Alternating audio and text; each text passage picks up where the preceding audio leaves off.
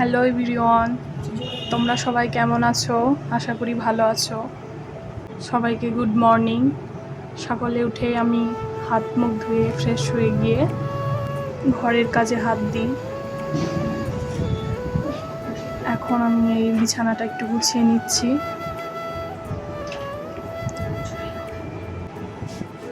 নোংরা হয়েছিল, এবার একটু ঘরটা ঝাড় দিয়ে নেব। এটা আমার প্রতিদিনের রুটিন। টেবিলটাও একটু গুছিয়ে নিলাম, এলোমেলো হয়েছিল।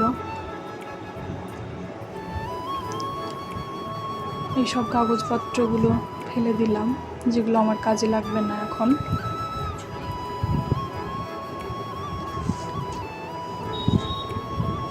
কর্ডটা একটু গুছিয়ে রেখে দিলাম। টেবিলটা গোছগাছ হলো মোটামুটি। এবার আমি আমার টেবিলটা একটু ঝাড় দিয়ে নিচ্ছি, ধুলো হয়েছিল। মেঝেটা একটু এবার পরিষ্কার করে নেব, ঝাড় দিয়ে পরিষ্কার করে নেব। ঘুম থেকে উঠে প্রথমেই হাত মুখ ধুয়ে আমি এই ঝাড় দেওয়া, মোছা এইসব কাজগুলো করে ফেলি। যেহেতু আমার 2 ছেলে আছে, একটা ছেলে 10টার সময়, বড় ছেলেটা স্কুল যাবে, খাওয়া দাওয়া করে ওর জন্য খাবার দাবার রেডি করতে হবে। আর ছোট ছেলেটা ঘুমিয়ে থাকে। ও যতক্ষণ ঘুমিয়ে থাকে ওইটুকুর মধ্যে আমার সব কাজগুলো কমপ্লিট করে নিতে হয়, না হলেও খুব প্রবলেম হয় ওর।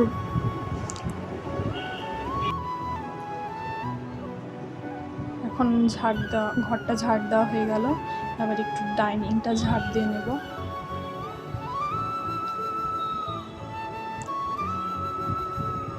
আমাদের ঘরে ডাইনিংয়ে বেশি ধুলো পাবেন না, কারণ প্রত্যেক দিন ঝাড় দেওয়া হয় তো অত ধুলো হয়নি।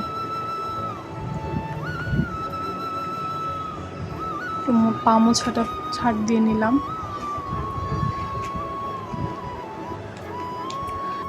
আমাদের এটা ছাদের দরজা, খুলে দিলাম। মোটামুটি ঝাড় দেওয়া হয়ে গেল। এবার আমি মোছামুছির কাজগুলো শুরু করব।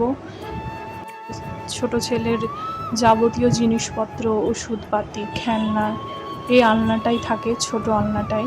এটা একটু গোছগাছ পরিষ্কার করে নিচ্ছি, একটু মোছামুছি করে নিচ্ছি, ধুলো হয়ে আছে।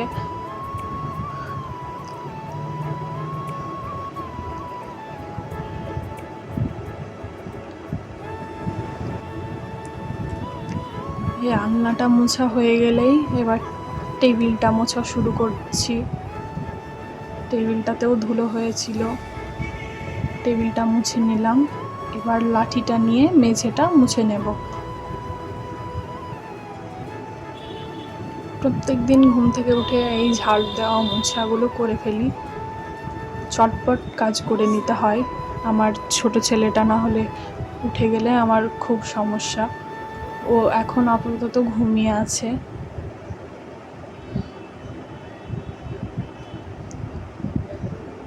তোমরা সবাই দেখতেই পাচ্ছ আমার মোছা কাজ, ঘর মোছা হয়ে গেল। এবার একটু ডাইনিংটা মুছে নেব।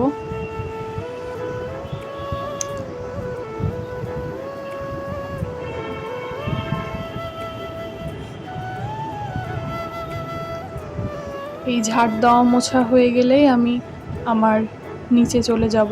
রান্নাঘর আছে, সেখানে আমার কিছু তরকারি পাতিগুলো কাটতে হবে, সবজি করতে হবে। ছেলে স্কুল যাবে 10টার সময়।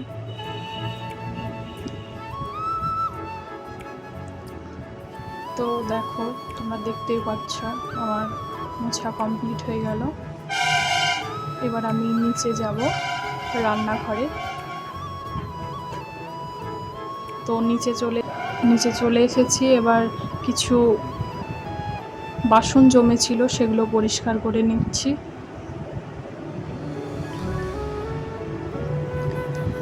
আর চাটা আগেই বসিয়ে দিয়েছিলাম, এবার চাটা আমার আর আমার বড় ছেলের জন্য চাটা ছেঁকে নেব।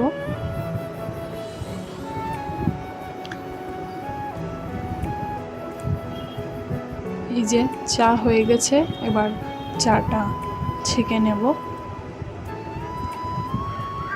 আর এই দিক দিয়ে আমি আমার বড় ছেলেকে ডাক দিচ্ছি চা খাওয়ার জন্য। চা খাওয়া হয়ে গেছে, এবার আমার ভাতটা আমি সব বসিয়ে দিয়েছি, আর প্রেসার কুকারে ডালটা দিয়ে দিচ্ছি। এই যে আমার গরম হয়ে গেছে জলটা, আমি এবার চালটা ঢেলে দিলাম।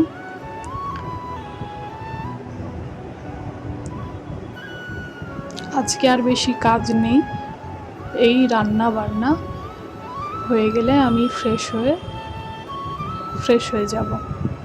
মোটামুটি ফ্রিজ থেকে কিছু সবজি বের করে নিলাম, আলু, পেঁয়াজ এইসব। আলুটা একটু ভাতে দিয়ে দিব। আমার বড় ছেলের অত নাই, একটু ডাল, একটু ঘি, একটু আলু সানা হলেই ওর হয়ে যায়। তরকারিটা না হলেও ও খেয়ে যেতে পারবে, তাহলে আলুটা ভাতে দিয়ে দিলাম। এবার চাল কুমড়ো আছে, সেটা একটু কেটে নেব। চাল কুমড়োটা আজকে একটু লাগা লাগা করে করব। তো তোমরা দেখতে পাচ্ছ আমি চাল কুমড়োটা কেটে নিচ্ছি।